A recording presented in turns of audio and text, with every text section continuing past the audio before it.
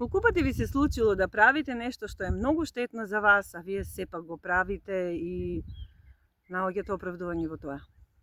Во психологијата тоа се вика когнитивна дисонанца, е еден од принципите на одбранбен механизам, кога личноста има сопствени верувања, ставови, мислења, знае како да го постави редот, знае како да го постави еквилибриум, рамнотежа или баланс, како сакате наречете го, но сепак делата говорат спротивно од тоа.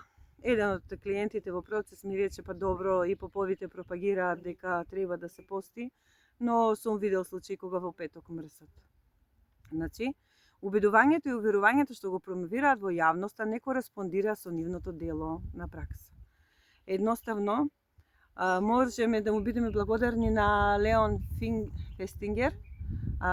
Тоа е еден од авторите кој што оригинално ја дал теоријата на когнитивната дисонанца, тргнувајќи од мотивот дека секој човечко битие сака да биде внатрешно консистентно. Тоа значи дека сака да има еднаквост со неговите мисли, убедувања, вредности, ставови и она што го практикува на дело.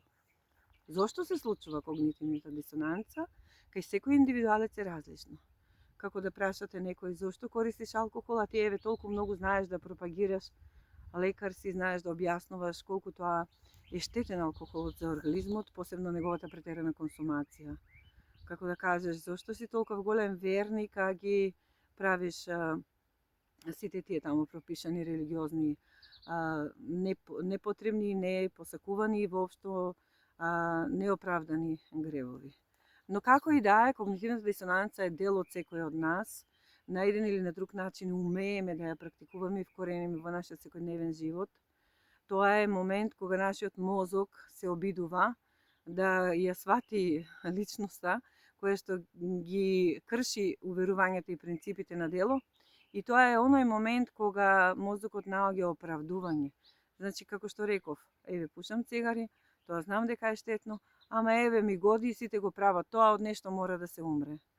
Во секоја ситуација може да се пронајдете овде.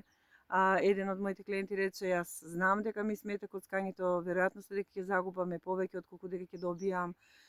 Меѓутоа сите одат и јас ќе одам. Еве наоѓам некакво задоволство во таа продавница на среќа, која што ми дава допамин и така натаму. Идејата ми е дека не може да се генерализира дека сите ние имаме когнитивна дисонанса.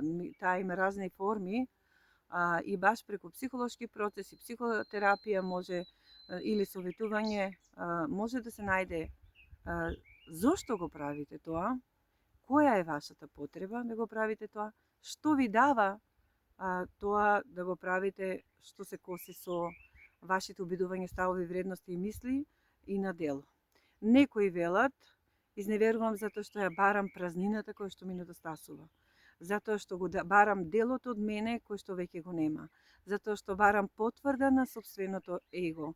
Затоа што барам среќа, затоа што ми треба еуфорија, а заборавам на рутина и се оно што ме оптоварува. Таквите личности се и емоционално интелигентни, имаат прекрасни ситуации, меѓутоа зошто еден син е сосема различен од татко или една ќерка е сосема различна од мајка? Доаѓа од детството. Ако таткото бил предоминантен, неговиот син бил потиснуван, за да на крајот тој се претвори во нешто што е сосема различно од неговиот татко, кој што е повлечен, води психолошки војни и најчесто прави психолошка тортура на собствените деца. Синот прераснува во агресивен, можеби, ако го тоа намени во некаква спортска дисциплина, можеби ќе биде врвен мајстор во нешто, само затоа што бил потиснуван, омаловажуван, непризнаен.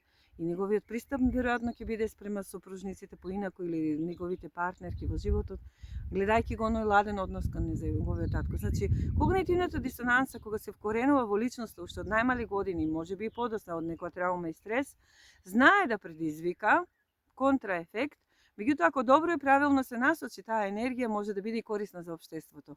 Воспротивно, живееме одделено од самите себе и тие сите личности кои што прават когнитивна дисонанца, едно мислат, едно веруваат, едно принципираат, друго практикуваат, имаат проблем, имаат голема празнина и најчесто не се во контактот што треба како здрава индивидуа да го има.